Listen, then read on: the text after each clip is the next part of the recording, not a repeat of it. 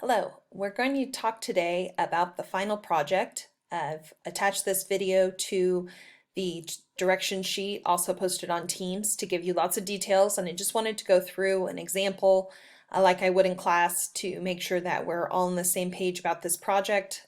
You can always ask me questions, but this is to hopefully answer a few of the questions you might have along the way as you're getting started on this. So our final project will be a time capsule.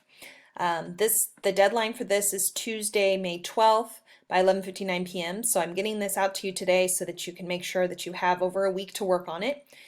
So I hope you'll have lots of time or enough time to get this done. So let's go ahead and look at some of the details. So your good friend during this, while you're working on this project, will be the instruction sheet that I'm going to attach to this assignment.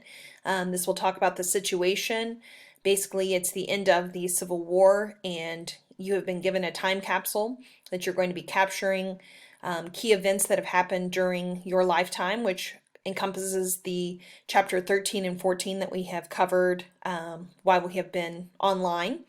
And so you're going to be picking out items that are significant to this time period and talking about that. So we're going to look at the details of how that is organized. Again, please make sure you read over the instruction sheet I'm giving you. That's going to have a lot of details in it. So this project does have two parts. We're looking at a PowerPoint and a letter, and so we're going to go through and talk about how you can put those items together. So for the first thing that you're going to think about as you're preparing for this is items that are important from the chapter. So I suggest that you page through chapter 13 and 14. You can look back at old PowerPoints if you still have access to those, the videos, and trying to pick out kind of key events and things that have happened during this time period. So to start out with, as you're going through and working on this, you'll have a title slide to start out your PowerPoint with a catchy title. Make sure this has your full name, first and last name on this, to just kind of give us an introduction as you're coming in.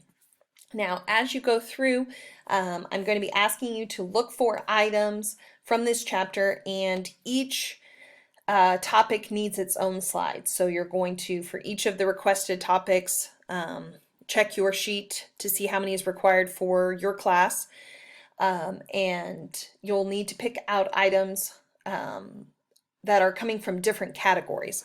So I don't want all just photographs or all just paintings or documents, but there's a listing on your sheet of possible categories: photos, flags, documents, physical items, paintings, maps, etc.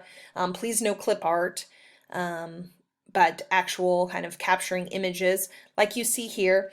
So I'm using the example for this presentation is from items from chapter 12. And so Manifest Destiny was the main topic in chapter 12.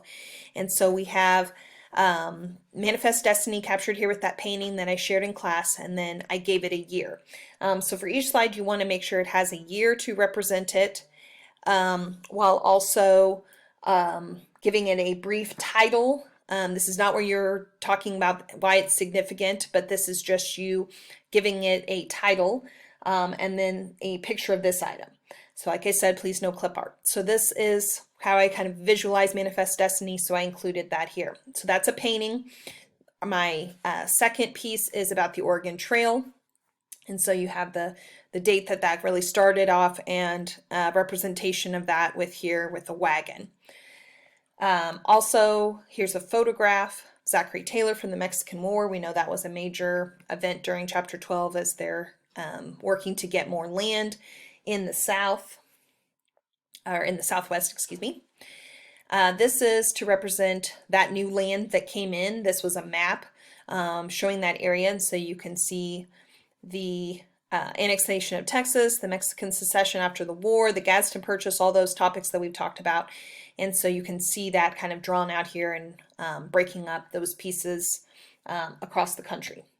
Next, I have a compilation here of things. Texas was a major topic in chapter 12, and we know that it was the cotton and cattle that brought people to Texas to settle here. And then this flag is the colors of the Mexican flag, but has 1824 in here because that was the time of the Alamo, when they were fighting, and then leading into Texas independence.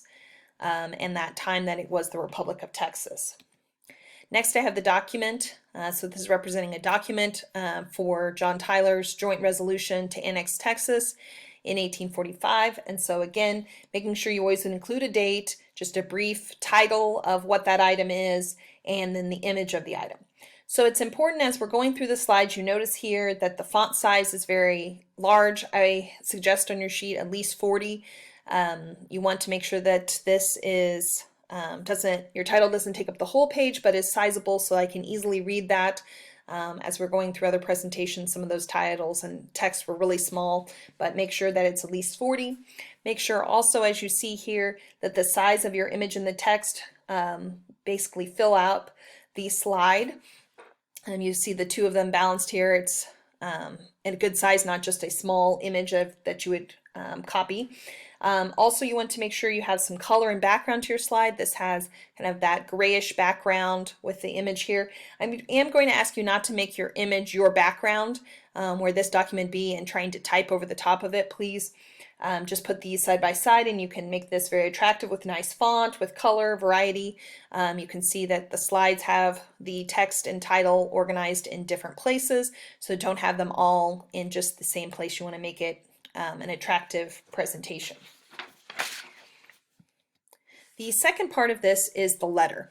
So for your letter, you're going to want to include a heading on the top of your letter, starting out with a dear to someone, dear discoverer of my time capsule, something creative in that title, not just starting into your letter, but do start with a dear and then an introduction, kind of telling you what this is, what the purpose of this is, a little introduction to yourself as if you're in the 1865.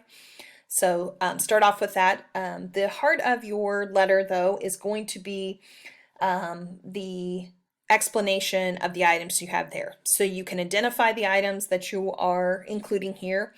If we're going back to the Manifest Destiny, I've included the painting of Manifest Destiny, talking about why Manifest Destiny was important, why it's significant to the time period, to history in general. So you're going to go through and explain all those items. So this is just your opportunity to tell me why you included it here. Why is it significant to you that this be included in your time capsule to really encompass this time period? I also want to make sure I emphasize proofreading. Go through, read this, make sure that you've spelled things correctly, capitalization, that you have taken some time to read through that and make sure that those things are correct, and splitting it into paragraphs. You don't need to necessarily have a paragraph for every single item. You can combine some of those together, but please not one solid block of text. It's very hard for me to read. Make sure you're kind of transitioning between thoughts and breaking that text down. So I also want to give you a few final reminders. Late work due no later than Friday, May 8th at 11:58. So this coming Friday. So after that time, anything that's a 0 in the grade book will remain that way. Please get those items in, take care of the little things, and get those things into me so I can add points back into the grade book. As always, please contact me with any questions about your grade, about this project. I really want to help you as we're finishing out the year. I know this has been difficult on me not to be able to be in the classroom with you, or for you to not see me at school to ask questions either, but please reach out through email or the chat on Microsoft Teams if you have any questions.